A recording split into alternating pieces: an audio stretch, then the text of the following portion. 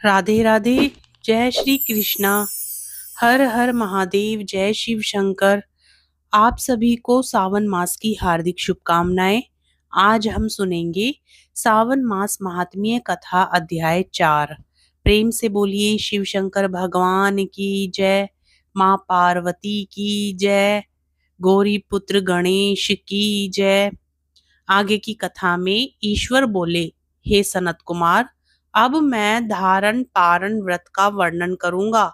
प्रतिपदा के दिन से आरंभ करके सर्वप्रथम पुण्यवाचन करना चाहिए। इसके बाद मेरी प्रसन्नता के लिए धारण पारण व्रत का संकल्प करना चाहिए। एक दिन धारण व्रत करें और दूसरे दिन पारण व्रत करें। धारण में उपवास तथा पारण में भोजन होता है। श्रावण मास के समाप्त होने पर सबसे पहले पुण्यावाचन कराना चाहिए। इसके बाद हे मानद आचार्य तथा अन्य ब्राह्मणों को वरण करना चाहिए। तत्पश्चात पार्वती तथा शिव की स्वर्ण निर्मित प्रतिमा को जल से भरे हुए कुंभ पर स्थापित कर रात में भक्ति पूर्वक पूजन करना चाहिए तथा पुराण श्रवण आदि के साथ रात भर जागरण करना चाहिए। प्रातःकाल अग्नि स्थापन करके विधि पूर्वक होम करना चाहिए। त्र्यंबक इस मंत्र से तिल मिश्रित भात की आहुति डालनी चाहिए। उसी प्रकार शिव गायत्री मंत्र से घृत मिश्रित भात की आहुति डालें और पुनः षडाक्षर मंत्र से खीर की आहुति प्रदान करें। तदंतर पूर्ण आहुति देकर होम शेष का समापन करना चाहिए। इसके बाद में ब्राह्मणों को भोजन कराना चाहिए तथा साथ ही आचार्य की पूजा करनी चाहिए। हे महाभाग, इस प्रकार से उद्यापन संपन्न करके मनुष्य ब्रह्म हत्या आदि पातकों से मुक्त हो जाता है। इसमें कोई संदेह नहीं है।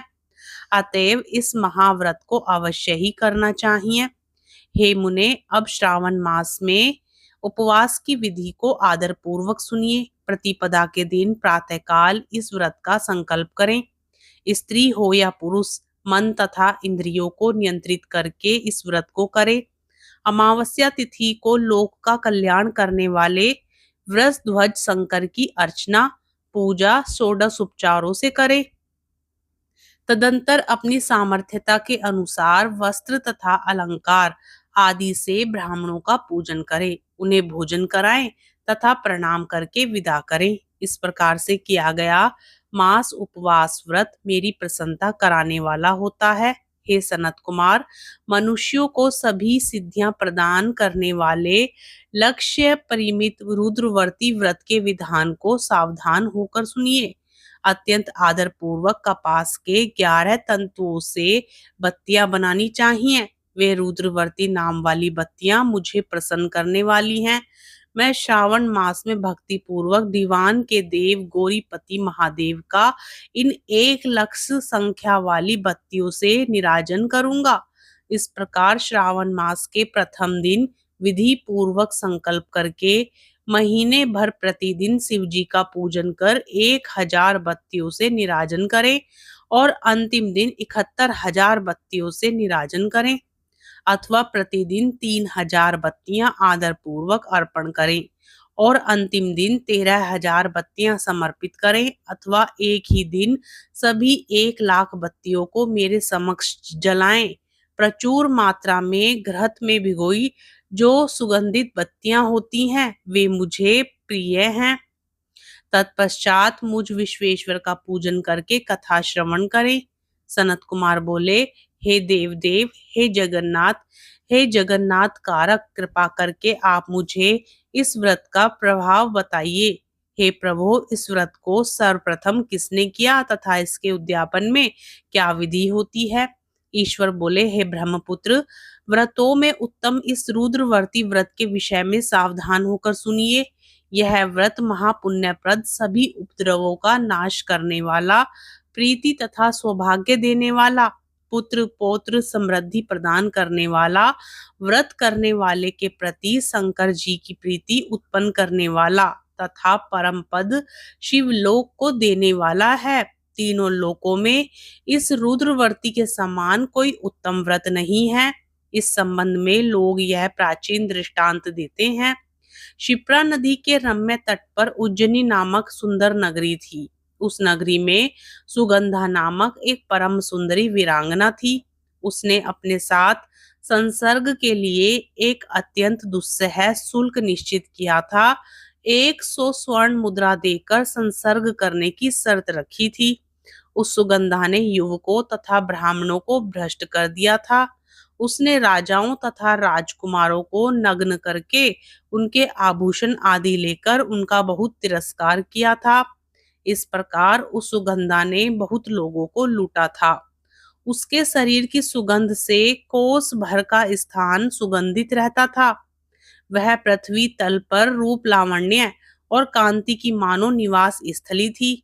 वह 6 रागों और 36 रागनियों के गायन में तथा उनके अन्य बहुत से भेदों की भी गान क्रिया में अत्यंत कुशल थी।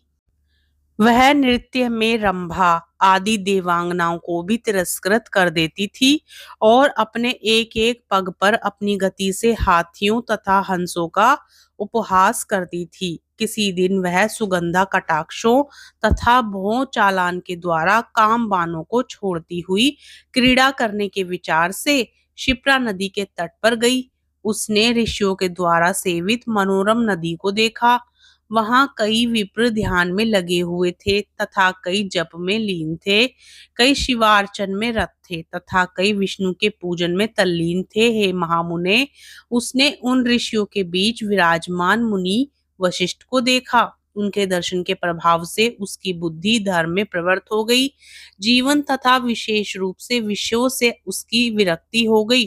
वह अपना सिर झुकाकर बार बार मुनि को प्रणाम करके अपने पांव की निवृत्ति के लिए मुनि श्रेष्ठ वशिष्ठ जी से कहने लगी।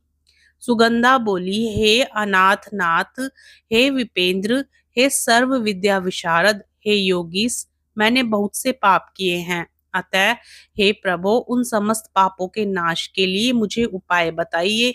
ईश्वर बोले, हे सनत कुमार, उस सुगंधा के इस प्रकार कहने पर वे दीन वत्सल मुनि वशिष्ठ अपनी ज्ञान दृष्टि से उसके कर्मों को जानकर आदर पूर्वक कहने लगे। वशिष्ठ बोले, तुम सावधान होकर सुनो। जिस पुण्य से तुम्हारे पाप का पूर्ण रूप से नाश हो जाएगा, वह सब मैं तुमसे अब कह रहा हूँ। हे भद्रे, तीनों लोकों में विख्यात वाराणसी में जाओ। वहां जाकर तीनों लोकों में दुर्लभ महान पुण्य देने वाले तथा शिव के लिए अत्यंत प्रीतिकर रुद्रवर्ती नामक व्रत को उस क्षेत्र में करो। हे भद्रे, इस व्रत को करके तुम परम गति को प्राप्त करोगी।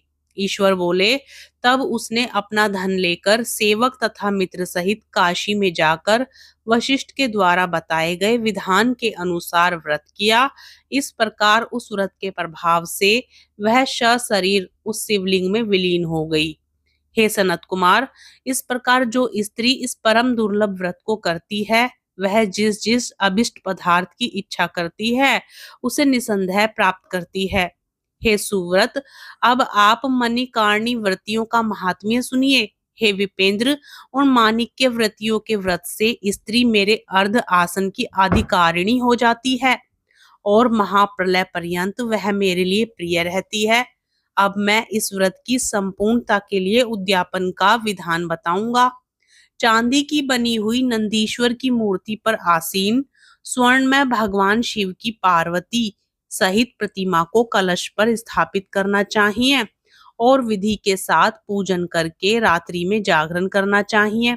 इसके बाद प्रातःकाल में नदी में निर्मल जल में विधि पूर्वक स्नान करके 11 ब्राह्मणों सहित आचार्य का वर्ण करना चाहिए। तत्पश्चात रुद्र सूक्त से अथवा गायत्री से अथवा मूल मंत्र से घृत, खीर तथा बेल पत्रों का होम करना चाहिए। इसके बाद पूर्ण आहुति होम करके आचार्य आदि की विधिवत पूजा करनी चाहिए तथा संपत्नी 11 उत्तम विप्रों को भोजन कराना चाहिए। हे सनत कुमार, जो स्त्री इस प्रकार से व्रत करती है, वह समस्त पापों से मुक्त हो जाती है। तत्पश्चात विधान पूर्वक कथा सुनकर स्थापित की गई समस्त सामग्री ब्राह्मण को दे देनी चाहिए। इससे निश्चित रूप से 1000 अश्वमेध यज्ञों का फल प्राप्त होता है। इस प्रकार श्री स्कंद पुराण के अंतर्गत ईश्वर सनत कुमार संवाद में श्रावण मास महात्म्य में धारणा पारणा मासोपवास रुद्रवर्ती कथन नामक चौथा अध्याय पूर्ण होता है।